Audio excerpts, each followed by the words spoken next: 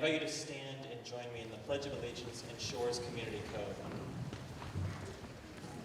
I pledge allegiance to the flag of the United States of America and to the republic for which it stands, one nation, under God, indivisible, with liberty and justice for all. As a member of the Shore community, I will be caring and thoughtful of others in my words and actions. I will be kind. I will be honest and trustworthy, and I will own my mistakes. I will be true. I will take care of myself and be considerate of others. I will be respectful. I will be open to change, differences, new ideas, experiences, and people. I will be open. I will be responsible and accountable to my community and myself. I will be dependable. I will strive to be curious, courageous, and cooperative. I will be my best.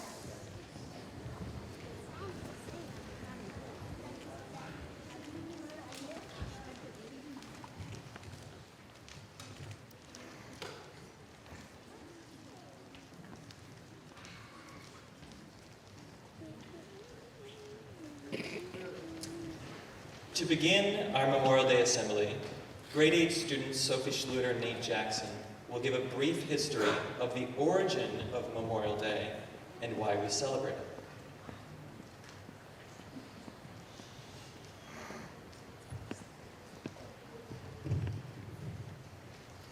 One of the things we learn about in grade 8 history is the Civil War. This war started in 1861 and it ended in 1865, and it reflected how divided the country was over the issue of slavery. According to historians, it was the bloodiest, most devastating conflict in our country's history. The Civil War had an impact on every American. Brothers fought brothers, and cousins fought cousins over the issue.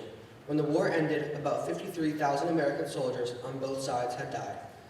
Several towns claimed to have started the tradition of Memorial Day, but there was one person in particular who deserves a lot of the credit. His name was John A. Logan, and he served in the United States Army during the Civil War, fighting to keep the Union together. There is no doubt that he witnessed the suffering of the wounded and dying, as well as the suffering of many families those soldiers left behind. When the war ended, John Logan became the head of a Union veterans group. This group's mission was to make sure the soldiers who had sacrificed their lives would not be forgotten. In May 1868, Logan issued General Order Number 11. You can see the transcript of it on the slide behind us. The order designated May as the month to honor the fallen soldiers because all over the country, flowers are in bloom. As Logan wrote in his order, memorializing those who died in the defense of our country by strewing flowers and decorating the graves is one way to observe this day. He also said that people will, in their own way, arrange fitting services of respect. This means there are a lot of different ways to acknowledge and honor the freedoms we have because of the many men, women, and families who have stepped forward to defend those freedoms in the course of our history. The graves of soldiers can be found in every town in our country. Logan's order was that we should not let those graves suffer from neglect, and we should watch over them as a testament to ourselves and to coming generations that we understand the cost of a free and undivided republic.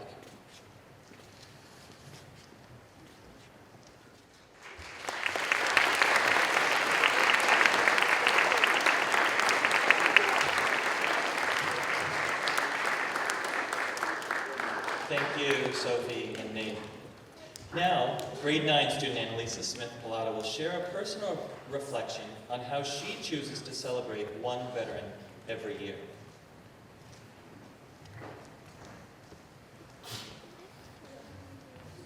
Hello, my name is Annalisa, and I'm going to talk today about a workout called Murph. Lieutenant Michael Murphy was a Navy SEAL who risked his life in order to save his fellow teammates. Michael Murphy sadly passed away in 2005 during battle in Afghanistan. He is considered a hero and is honored widely in gyms every Memorial Day by a workout called the Murph. On Memorial Day, roughly 2 years after Murphy's death, Dr. Joshua Appel, a team leader of the Navy SEAL, gathered everyone at his CrossFit gym to do Murph. a workout he invented to honor Michael Murphy and all others who have lost their lives in active duty. They continued to do the workout every Memorial Day until 2010, when they decided to start a national fundraiser and website so that everyone around the world could participate. The Murph workout is a physically demanding fitness test, starting with a 1-mile run, followed by 100 pull-ups, then 200 push-ups, and 300 squats. The workout is wrapped up by another 1-mile run. The prescribed version of Murph is doing all of these movements wearing a 14-pound weighted vest for women or a 20-pound vest for men.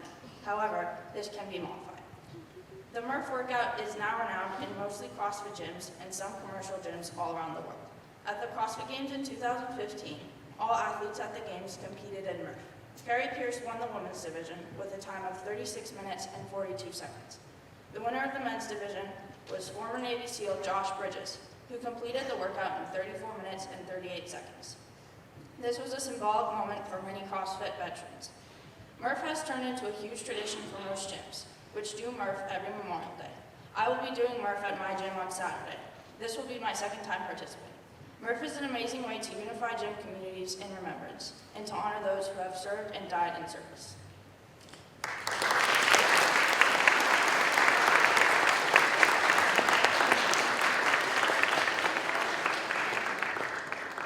Thank you, Annalisa. Now, I welcome Concert Choir and Miss Boyne to the stage.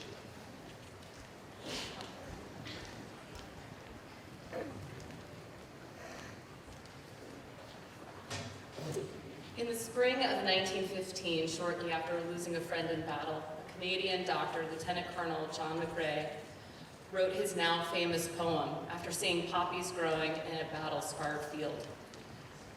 Concert Choir will be singing In Flanders Fields, and as the students take the stage, I'll just read the poem. In Flanders fields the poppies blow between the crosses, row on row, that mark our place.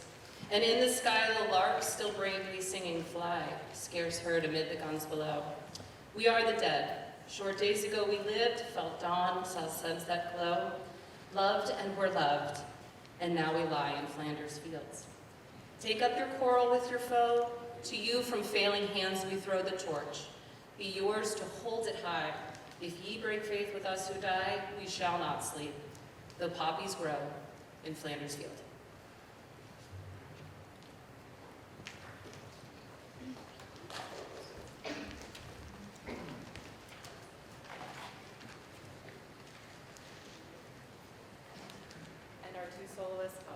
Our two soloists are Mary Cash and Emma Marinelli.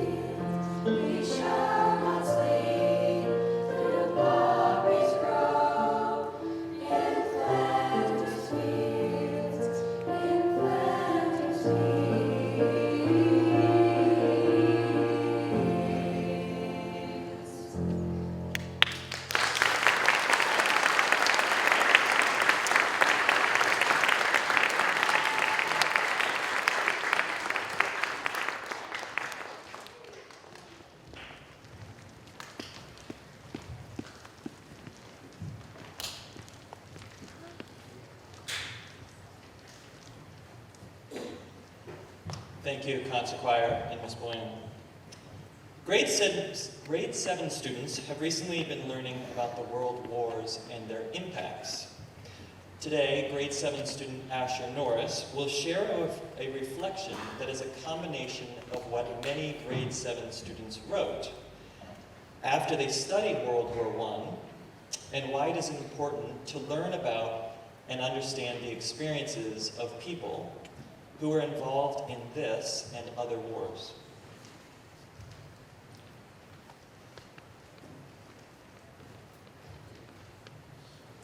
It is important to remember past wars and also important to learn from past wars. Memorial Day is a day of sadness, but also one of hope and courage. It is important to remember wars because history is bound to repeat itself, and we want to lessen the probability of making the same mistakes. We also want to remember wars because it is important to know what happened to our country and what our country did. It is amazing to know that people fight for their pride and love for their country. We should understand these people's experiences to know what they did for our country. Receiving insight into the life of a soldier or nurse during a war can help us understand the real brutality that comes with war and how we can learn to do better. Just because something happened in the past doesn't mean it's forgotten, especially with major historical events and specifically wars. It is important to look back on what has happened in wars, to honor those who passed, and even attempt to analyze what it was like for people living at that point in history.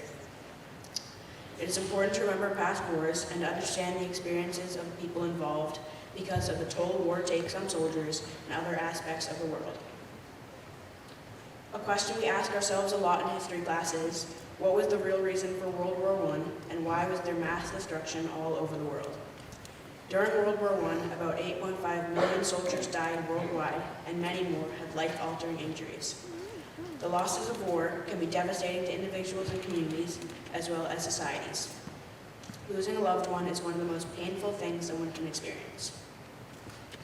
As a world, we have a lot of history, and as students of people, it's important for us to understand how wars shape our world today.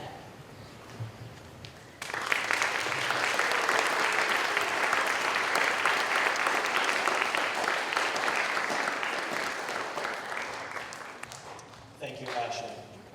Now we will listen and watch a video of taps.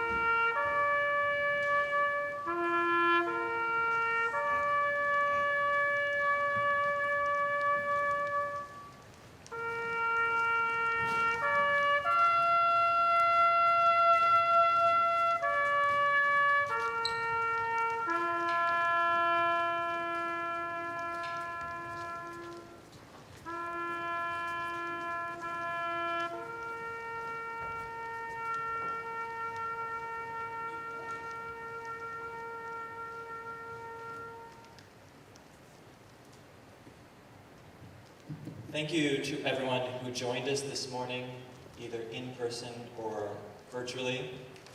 And thank you to everyone, all of the students and all of the adults who participated in our Memorial Day Assembly. Please remain seated and silent as the students in kindergarten and grade 4 recess out of the theater.